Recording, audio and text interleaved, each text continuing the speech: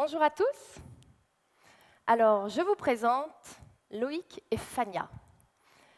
Loïc vient de la cité Jardin de Suresnes, une de ces milliers de cités, de quartiers populaires qu'on appelle plus souvent les quartiers sensibles, les quartiers difficiles, qui sont riches de leur diversité, mais plus connus pour le décrochage scolaire, la délinquance, la violence, le trafic de drogue. Bon, Loïc, il a 19 ans. Il a eu son bac, il n'aimait pas trop l'école, mais il a eu son bac. Et après le bac, il voulait être mécanicien cycle, mécanicien vélo.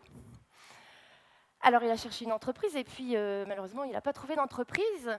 Alors du coup, il a abandonné. Il a abandonné, il est retourné avec les copains en bas de la cité pour traîner, comme il dit. Et il a traîné. Jusqu'au jour où il a croisé un copain qui l'a emmené à la mission locale du quartier. Puis à la mission locale du quartier, il a croisé la route de Mohamed, un des encadrants d'unicité, et il a croisé finalement la route du service civique. Et avec une bande d'une cinquantaine d'autres jeunes des Hauts-de-Seine, notamment de Suresnes, et pas que de son quartier, il a décidé de donner 6 mois à faire des choses pour la communauté.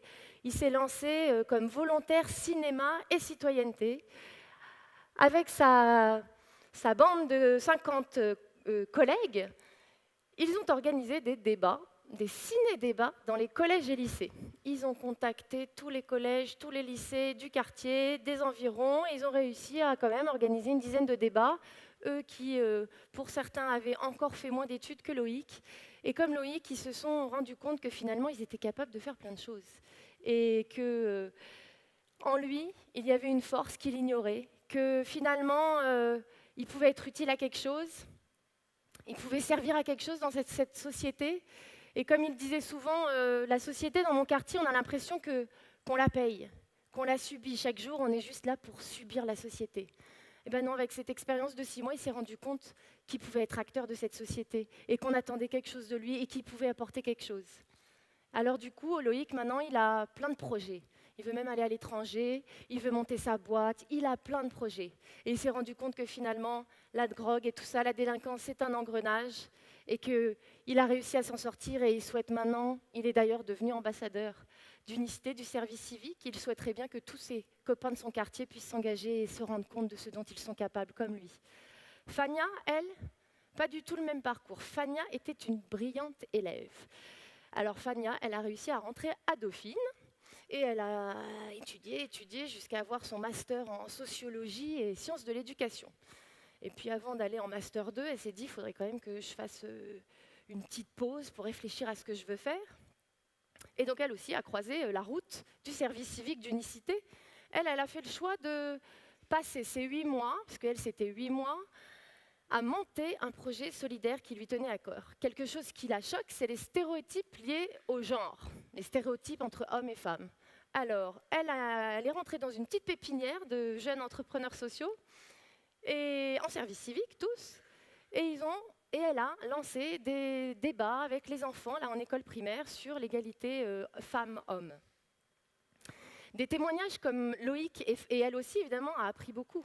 Et elle s'est rendue compte que sur les bancs de l'école, elle avait appris plein de choses, mais pas du tout ce qu'elle a pu développer et ce qu'elle a pu acquérir au travers de cette expérience.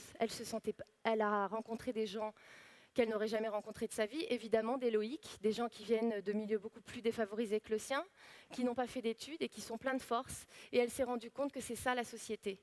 Et des témoignages comme ceux de Loïc et Fania, on en entend tous les jours, depuis 20 ans, de la bouche de tous les jeunes qui ont été mobilisés et encadrés par Unicité, et ils sont plus de 15 000. On entend ça, que finalement, vivre ensemble, ça s'apprend. Ça s'apprend par le fait de faire des choses ensemble, avec d'autres, avec des gens différents de soi. Et c'est ça qu'ils ont appris. Et ils ont appris leurs propres compétences à eux, et aussi ce que c'est que la différence et en quoi ça peut être une force. Et c'est justement pour ça qu'on avait d'ailleurs créé Unicité il y a 20 ans, convaincus que si tous les jeunes consacraient une année, une étape de leur vie à faire des choses pour les autres, avec les autres, notre société finalement serait peut-être plus fraternelle, plus engagée, plus citoyenne et plus respectueuse des différences. Nous venions de découvrir le service civil que Clinton venait de lancer aux États-Unis, donc il y a une vingtaine d'années, inspiré notamment par l'expérience d'une association qui mélangeait des jeunes des différentes communautés culturelles aux États-Unis, donc des Noirs américains, des Hispaniques, des Blancs, des Asiatiques. Et pendant une année, en équipe, ils les mettaient en mouvement pour apprendre à se respecter en faisant des choses pour les autres. C'est ça l'inspiration, c'est ça qui nous a inspirés. Et sauf qu'il y a 20 ans, on est parti de rien, avec pas de statut légal pour ces jeunes, pas d'argent d'État, avec la seule force de notre vision, de notre conviction, et le soutien de quelques entrepreneurs, entreprises qui ont accepté de s'engager avec nous.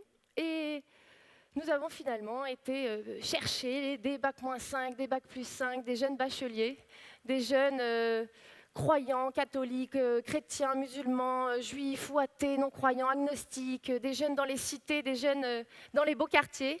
Et on les a organisés en équipe en essayant de leur dire pendant 9 mois, vous allez oublier que vous venez de mondes différents et vous allez essayer d'aller aider ceux qui en ont vraiment besoin.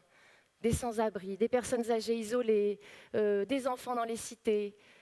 Ensemble, vous allez essayer d'aider, d'apporter votre petite pierre. Et alors là, à ce moment-là, je fais une pause et je vais boire un coup. On m'a dit que j'avais le droit, donc je le fais, puisqu'on a le droit. Mais même quand on n'a pas le droit, on le fait. C'est ce qu'on a fait il y a 20 ans. Voilà. Et là, je reviens. Donc nous avons fait ça pendant une dizaine d'années au moins, sans statut légal pour tous ces jeunes et sans argent de l'État. Heureusement, petit à petit, la force de conviction de ces centaines, voire milliers de premiers jeunes pionniers, finalement, nous a permis de convaincre les gouvernements qui se sont succédés, alors droite et gauche confondues, d'ailleurs c'était d'abord droite puis gauche, de lancer ce qui s'est appelé le service civil volontaire en 2005, qui est devenu le service civique que vous connaissez aujourd'hui, enfin pour certains d'entre vous, j'espère. Quel est le bilan de tout ça? Il n'y a plus de slide. Voilà. Quel est le bilan?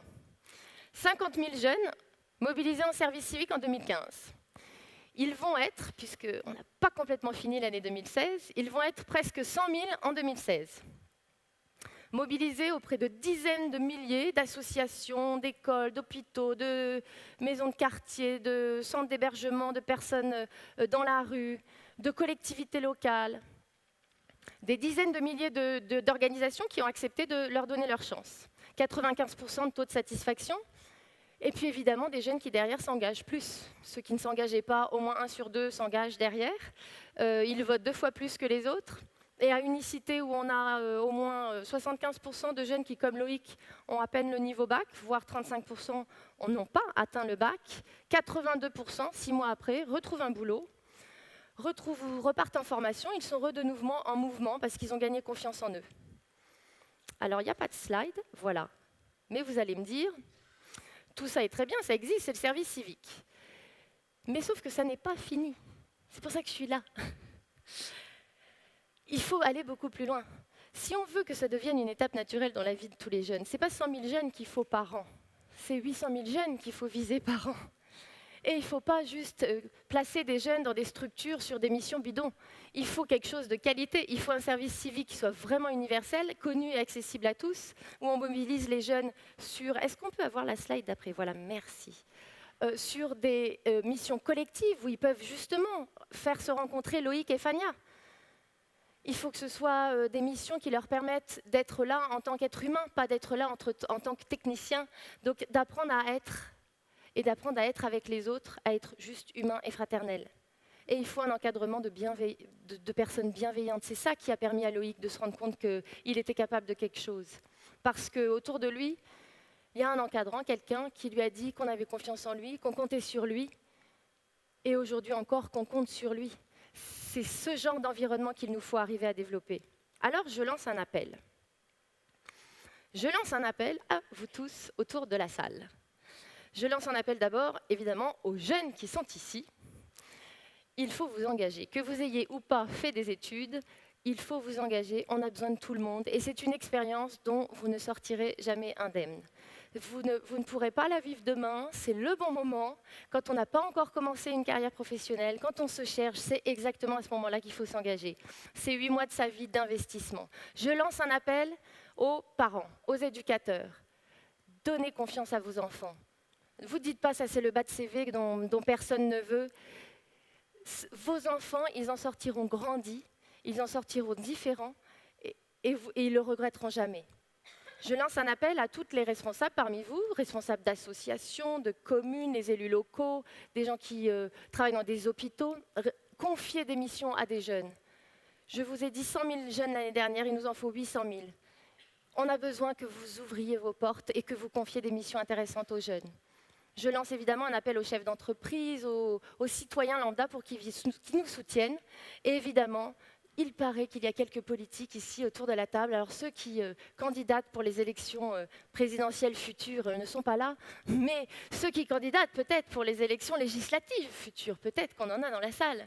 Tous nos élus futurs nationaux, investissez dans le service civique. Arrêtez de nous bassiner avec des idées de retour du service national au service militaire obligatoire. Trouvons déjà des missions et de quoi mobiliser les quelques 350 000 jeunes qui sont aujourd'hui candidats pour s'engager et qu'on laisse sur le bas de la porte parce qu'on n'a pas de mission pour eux. C'est ça vraiment l'avenir. Et unicité, et nous tous, on est plus de 15 000 maintenant, on sera toujours là pour vous aider à aller dans le bon sens. Merci.